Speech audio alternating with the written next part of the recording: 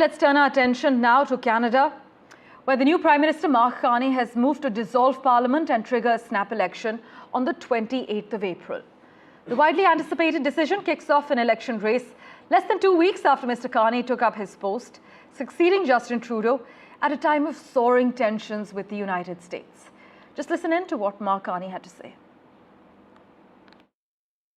There is so much more to do to secure Canada, to invest in Canada, to build Canada, to unite Canada. That's why I'm asking for a strong, positive mandate from my fellow Canadians. I've just requested that the Governor-General dissolve Parliament and call an election for April 28th. And she has agreed. I'm asking Canadians for a strong, positive mandate to deal with President Trump and to build a new Canadian economy that works for everyone. Because I know we need change. Big change. Positive change. You see, my generation was fortunate. For us, there were more opportunities and life was more affordable. You had to work hard, but you could get ahead. That was the bargain. But for the generations that have followed, they're working just as hard or even harder than we did. But they're struggling to pay the rent, to put groceries on the table, and to save for their kids' education.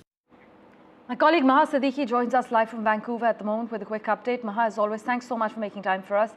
Many are arguing, you've been reporting as well, that Mark Carney is hoping that an early vote will benefit his Liberal Party, which actually seems to be riding a wave of momentum.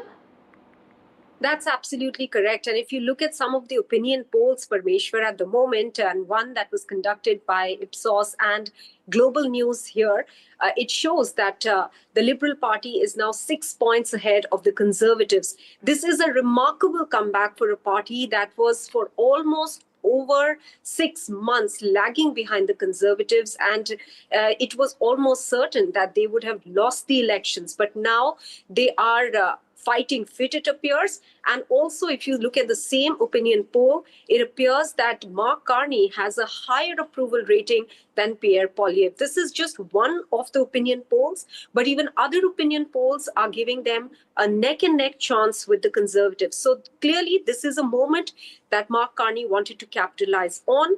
And also, he is pretty much untested in the political arena. He's just been a prime minister for 10 days right now.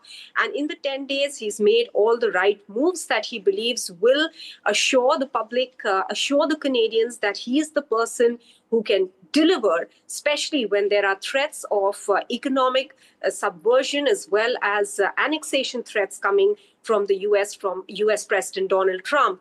He is a banker. He has been the governor of Bank of Canada, of Bank of England. And at the moment when there is a tariff trade war with the US, many see him as the man of the moment or for the moment.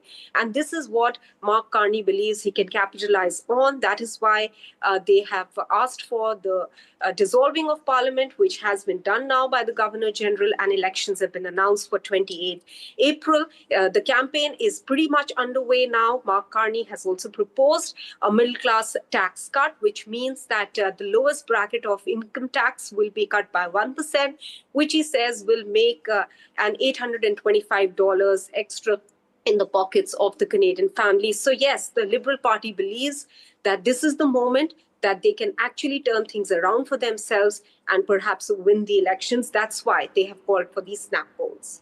As always, Maha, thanks so much for joining us with the lowdown.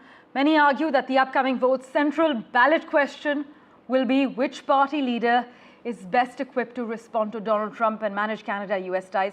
We'll, of course, track the latest on that front.